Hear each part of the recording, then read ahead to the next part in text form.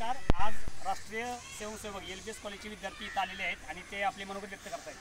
नमस्कार. आम्ही लाल बहादूर शास्त्री कॉलेजचे स्वयंसेवक आहोत आणि आज आम्ही इथं माहुली येथे गणेशोत्सव विसर्जन झालं.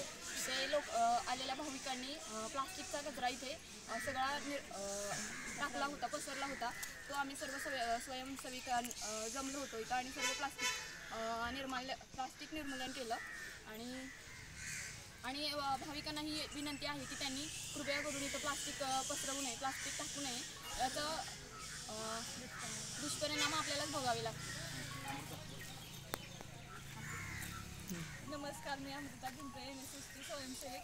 आम्ही सर्वजण इथे गणपती विसर्जन झाल्यानंतर कचरा गोळा करायला आलेलो. तरी सर्वांना विनंती आहे की प्लॅस्टिक हे जिथे टाकू नका, जिथे त्याचं विघटन होईल तिथेच टाका. अजून कुणाला काय मत व्यक्त करायचं आहे?